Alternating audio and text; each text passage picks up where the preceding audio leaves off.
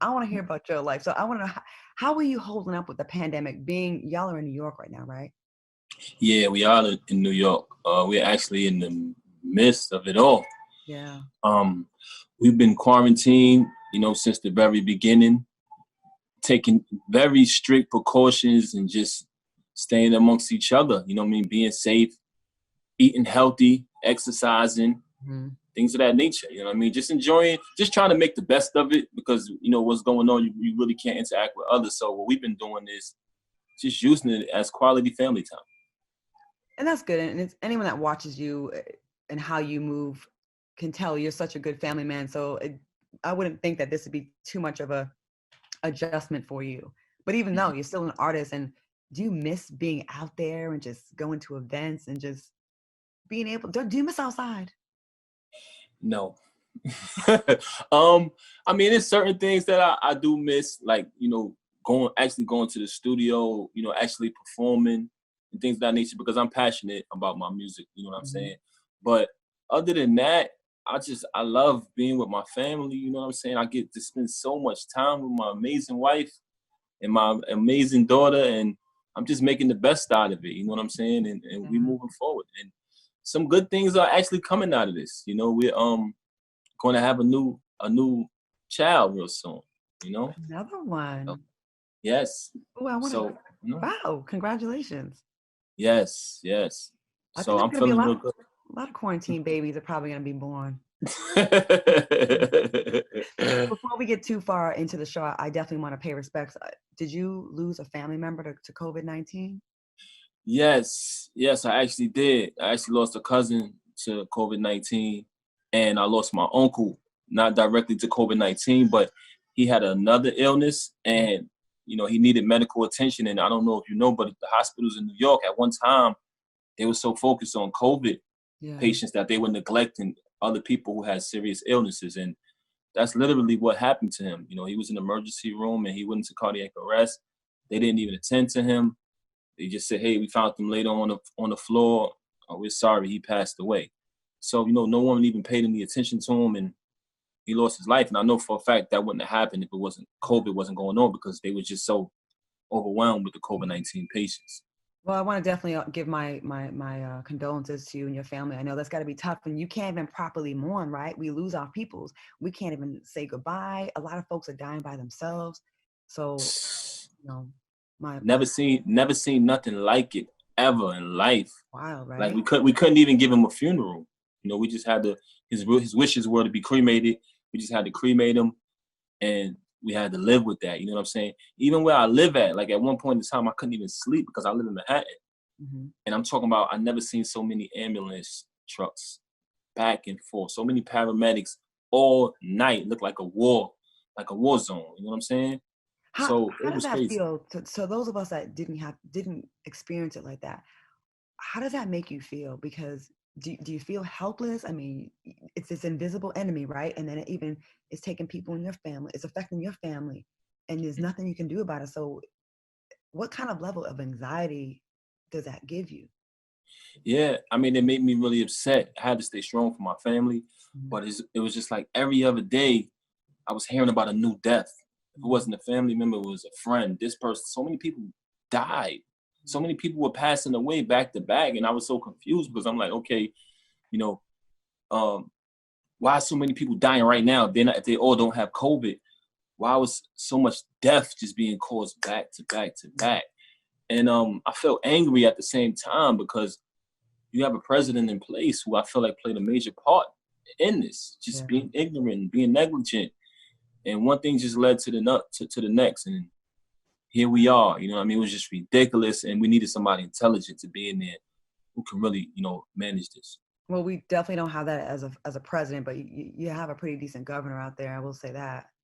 Yes, Mm. yes. I Did mean, a great I'm job. jealous. I'm hating a little bit. Like, low key.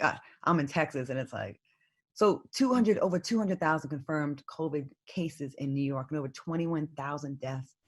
Does that shock you? But you said you saw a lot of people dying. So I did. 21,000 in like a couple of months is It shocked me. And you know what was crazy about it? I seen it on the news and they said they made an announcement at one point in time. They said the next 2 weeks are going to be really devastating. So prepare yourself, because you're going to know someone who died.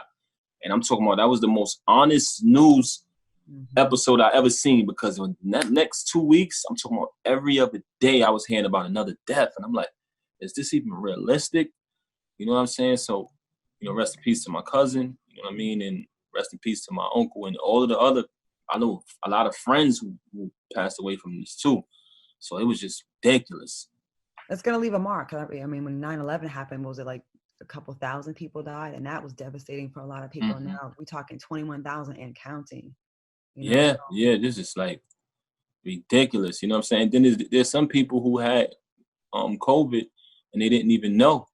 You know what I mean? They were passing it to others, so it's just ridiculous. And then some of the younger people were taking it to the elderly grandmothers and things of that nature. It was just ridiculous. And I feel like, the Black and Latino community was neglected. I know they say that it hit us the hardest, but I feel like that happened because we were neglected. We couldn't even get tested at one time. You know what I mean? The testing sites in New York was set up in a very rich neighborhood, Really? one of the richest counties in New York. Yeah. So I feel like, New Rochelle. Yeah. Meanwhile, all the Black and brown people are on the front lines, giving care, Yes. working the grocery stores, doing a lot of the service jobs. So they were just like really taking the L. So yeah, I can't wait for us to get through this, because like when we get through 2020, like this is our we can get through anything after this, But I want to go into some positivity now. I want to switch gears. You and your wife, Remy Ma, who I'm a huge fan of, y'all had your first child a couple of years ago, and you got one on the way. You said, how are you enjoying being a new dad? Like how's it been for you? Oh my God, man! Let me tell you something. The golden child. The best thing that ever could have happened to me at this point in my life. You know what I'm saying? Mm-hmm. She's amazing. I can be having a rough day, and once I lay eyes on that little girl, nothing else matters. You know what I'm saying? And I just been trying to take advantage of this quality time. Like, she's amazing. She's so smart, very smart. She can see you do something one time, and I swear she has it down pat. She gets it. Yeah, she gets I love it. It's amazing. How do you balance everything, being a husband, a father, your career? We don't really ask men that. A lot of times we ask that of women, but on Voxel, we like to show the brothers some love too. I feel like y'all get neglected a lot. So is it easy? Is it like second nature for you? Or is it something that you really have to put some structure? Sometimes it can become a little difficult because, you get busy. You know what I mean? That's before all this happened. You're busy. You have to do, take care of your job and, make your money. But I enjoy it, man. You just got to embrace it, and you got to be serious, and you got to be adamant about it. You got to put your family first. You know what I'm saying? Point blank, period. To me, nothing comes before my family, not even my career. I gotta say, I don't know you. I just seen y'all around and watch you on television. You're such, and this is no cap, no smoke, whatever the young people saying. I'm old now, so I don't even know what the new term is.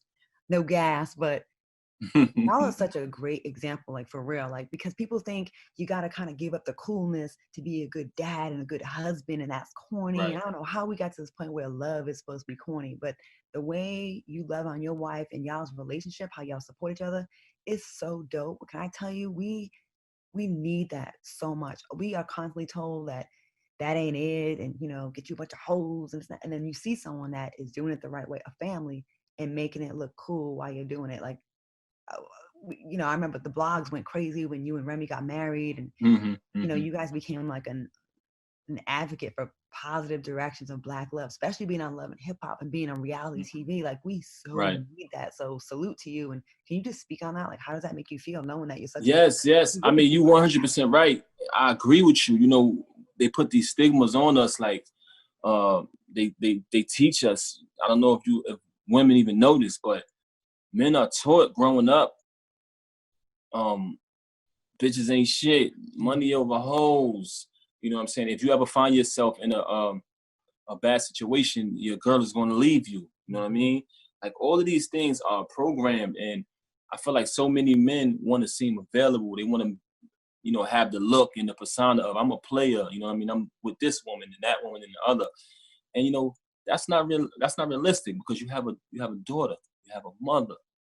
You understand what I'm saying? So you have to take that into consideration when you're out here dealing with females, because that's somebody's sister or that's somebody's daughter. So, it's a wonderful thing, but a man has to grow up and he has to have that in his heart. It's all about maturity. You know what I'm saying? You just come to a certain space in life. A man comes to a certain time in life, if he's a responsible man, when he's going to wake up and realize, you know, you can't outsmart everybody. You can't have your cake and eat it too. Mm-hmm. And you don't even want that for yourself, because honestly, if you have a career and you're out here lying to this woman and lying to that woman and living a double life, in reality, you can't focus on your career. Your life becomes so unstable that you're going to want to kill yourself. You know what I'm saying? So you're actually doing a disservice to yourself by living like that. And everybody deserves honesty. I can't tell nobody how to live, but if you're out here living that type of lifestyle, be honest. Don't lie to your lady. You know what I'm saying? Be honest and live your truth. And I just want our people to get it. And it's not just Black people, because I'm definitely not just putting it on Black people, because it ain't just us. No, But not at all. the amount of financial strength and powerhouses you can become when you put the two incomes together, and it's like one household, all the money's going in. You can invest our businesses. Yes. Let me explain something to you. Oh, I always say this: a woman is the most precious jewel, more precious than a ruby, emerald, diamond, or sapphire. Each man has to take one woman and rise her above the rest, so she can show the world how precious she is. Meaning, if you don't put your lady on that pedestal, you will never know her full potential. So if you're lying to her, cheating on her, you know, being unfaithful, your relationship is focused on negativity. You're not even going to be able to build with your lady. So if you don't put her on that pedestal and let her know no one comes before you, you are the queen of my life. And vice versa. The things you guys can build and the levels y'all can reach, unthinkable. You know what I'm saying? And people don't realize that. You can't build with a person when y'all constantly fighting over nonsense. Please say that louder for the fellas in the back. We need y'all. I mean, I'm so tired of the nonsense bullshit. I'm just like, damn.